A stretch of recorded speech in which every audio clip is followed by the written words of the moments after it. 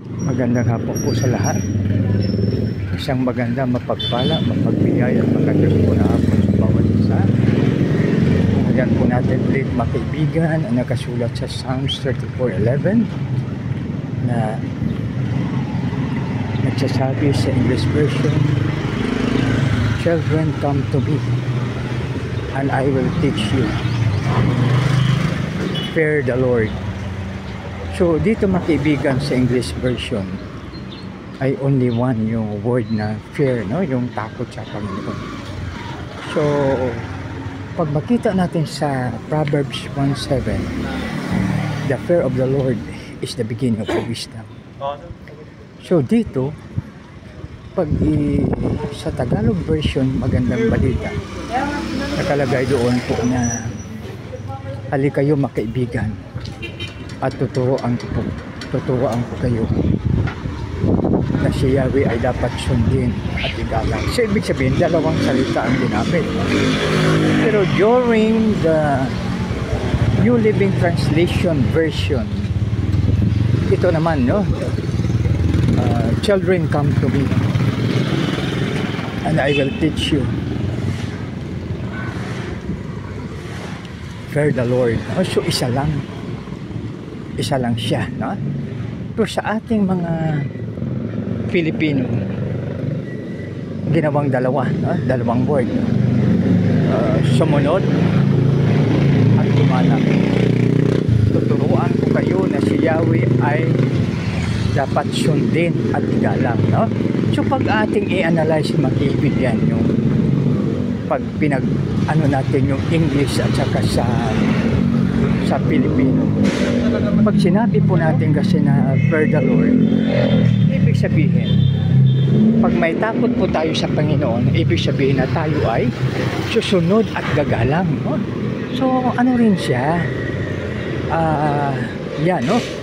Yun ang translation ng Bible translator, interpreter o kaya Bible scholars. Kasi sa bawat version, grabe po yung pag-aral dyan, no? At saka sa ngayon mayroon ng tinatawag tayo na Pinoy version, yung parang pinaghalo yung ating daily conversation, no, na mga words. So maganda rin po siya. So ano po, no? So kaya makaibigan, no, napakaganda na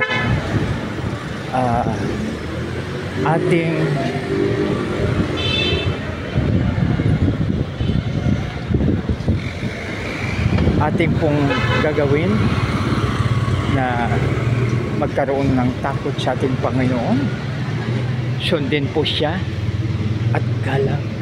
So ibig sabihin naging tatlo na, no? So kasi doon sa Tagalog translation natin, halika kayo mga kaibigan at tuturuan ko kayo na si Yahweh ay dapat sundin at igalang, no? So yun, no? Tapos ngayon yung binasa natin, yung in-include natin yung Psalms 34:11 New Living Translation. Children, come to me and I will teach you. Fear the Lord. So naging tatlo na, no? So takot, sunod at saka galang, no? So nakatukoy lahat yon sa ating creator. Dapat magkaroon ng takot sa kanya. Sa Proverbs 1:7 nakalagay, the fear of the Lord is the beginning of wisdom. So yan po mga kaibigan.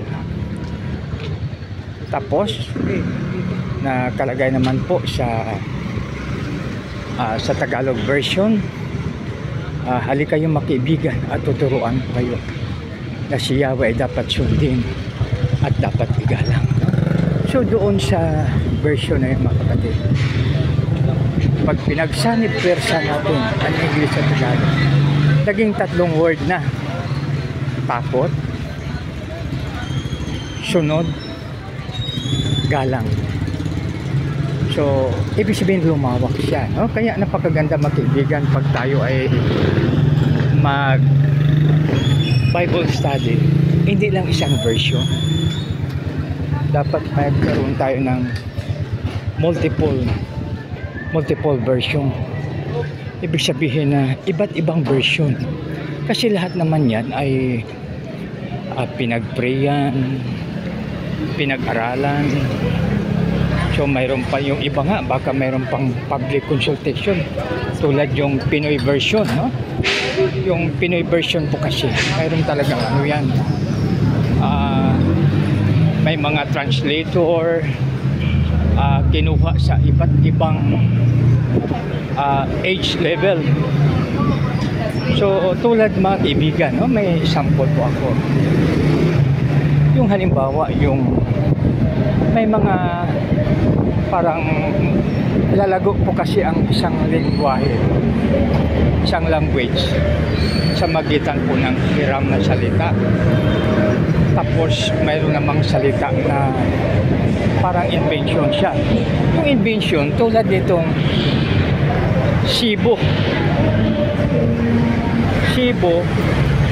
sabi nila, ginawa nilang sibulok. Di ba halimbawa, mga kaibigan, no?